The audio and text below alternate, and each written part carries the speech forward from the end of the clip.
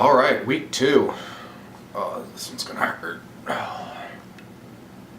starting the troop looting procedures, and that's pretty much everything that entails when creating an order.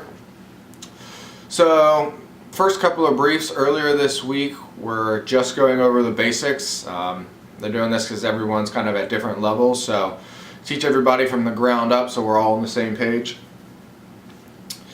We've been spending some extra so after our big classroom briefs, we're able to break up by platoon and go into like a smaller classroom, and everybody has an NCO that we can kind of like ask questions with. It's called our small group, and in these small groups we do practical exercises where we're just kind of reinforcing everything we just learned in the large group. So it's nice because, you know, when we're in the large classrooms and you kind of have a specific question, it's a little bit easier to kind of work with your NCO in small group than, you know, hold up everybody in the big classroom.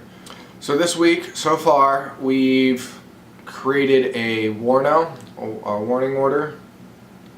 We've been given our first operation order, and we'll use that to brief our first order in like 2 weeks and some change. So they gave us the order, and now they're teaching us step by step everything we need to do, and at the end that'll culminate with us giving our brief. So after making our warno, we moved over to IPB, Intelligence Preparation of the Battlefield, and we're currently working on creating some GTAOs, graphic terrain analysis overlays. So that's what my homework is for this weekend. Create a GTAO based off of our attack operation. We also had the chance earlier this week to speak with some incoming battalion commanders. Apparently there's a course here that I guess is required that you take when you become a battalion commander. So our brigade commander set it up so we got to speak with a lot of these lieutenant colonels. So it was really great being able to speak with some of these battalion commanders because, you know, they've been in for 15 to 20 years, and you know, it's just kind of nice to give some of the information that they've learned throughout their career down to some of the lower ranks. So these are some of the key points that I took away from it. Be yourself and know who you are. Self-preparation. Be prepared to move into the XO position. Take advantage of extra duties. How cohesive of a unit is your platoon? This is kind of based off of my question to him was, how would you define a successful PL time? And he said, how cohesive is your unit when you leave? Is your platoon physically fit? Can they shoot, move, communicate? Are they able to medevac a casualty? And can they execute battle drills? I think that's just some of the main points. His expectations of a PL is you are the moral compass of your platoon. If they see you know, doing something wrong, they're going to think that it's okay that they do that. Are you a problem solver? And are you involved in team building? So if they're out in the motor pool, you're out in the motor pool with them. You know, some of the last two big ones: be confident but humble, and bounce ideas off your platoon sergeant. So it was a great experience to get to speak with them. We also had a National Guard section as well, which was really nice because, yes, you know, we're all PLs, but National Guard have a different set of problems or have different problems than active guys. You know, active guys, you're with them every week.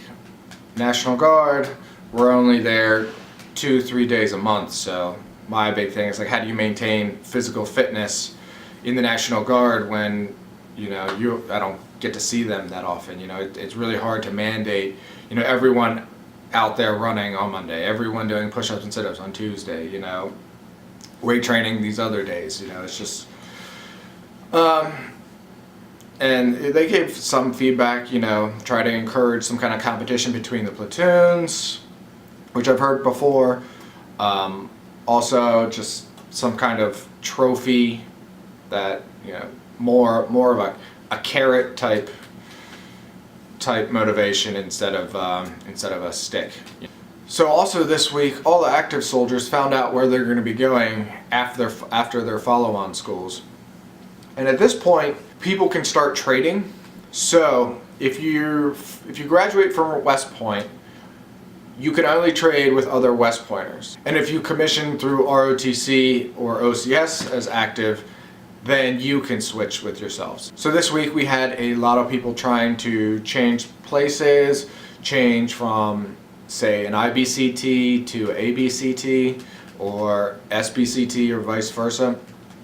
That seems to be like the major factor for a lot of people. And I think it has to do with follow-on schools and you know, just some IBCTs are just in bad locations. So not bad locations. They didn't want to go there. So that was it was pretty exciting to kind of see everybody trying to like trade with everyone, and it was just mayhem.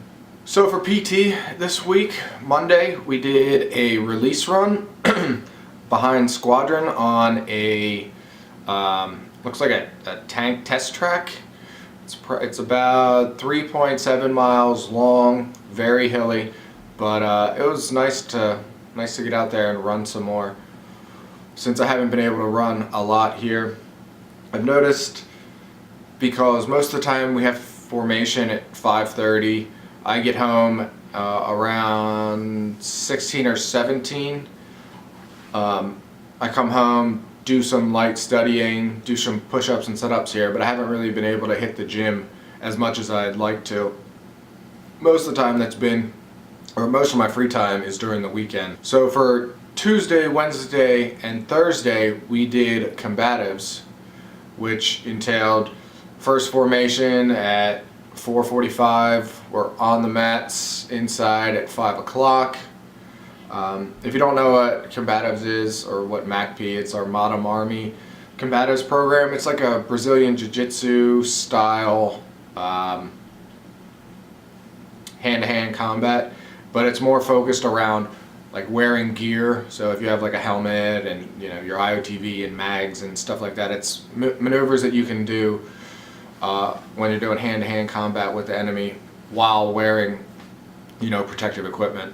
And on Tuesday, my lucky self, I got kneed to the ribs right here, and now I have a bruised rib and bruised muscle that separates the ribs, that kind of like connective tissue, and has been pretty much sidelined since then.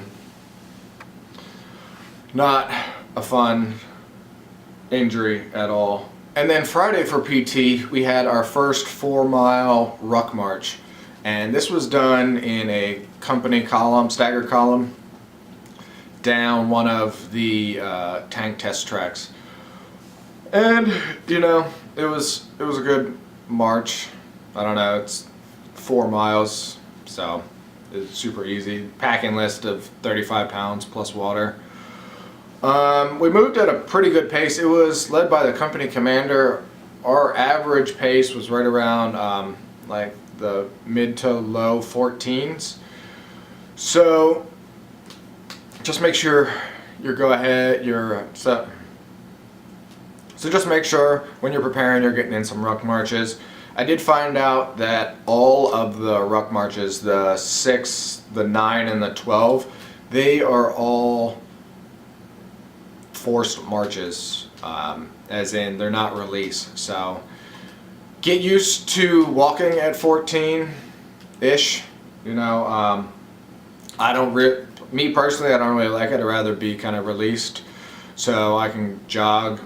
So rucking really works your hamstrings, and jogging kind of works more of your quads. So I like being able to kind of like go back and forth, kind of relieve some of the muscles. But yeah, Course was easy, a little bit of a hill down at the bottom. It was just an out and back, but it was fine. We had a little bit of the slinky effect, but I don't think anyone really had a problem. Just make sure you start that process now of getting in some ruck marches, and you'll be fine. So that about wraps up this video. So we started the TLPs and learning about op orders. We had the first release run, combatives, don't get hurt. We had a lot of people get hurt, including myself. Ruck march, met with some battalion commanders. Next week we are continuing the op orders. We're going to be working on op orders for like the next 5 weeks. So that's pretty much going to be standard for the course. And we have land nav on Thursday. We get the obstacle course coming up and the RPAFT. So that'll determine if you make it into the Ranger PT platoon. So let me know if you have any questions about anything I asked, anything you want me to talk about, and I'll see you in the next one.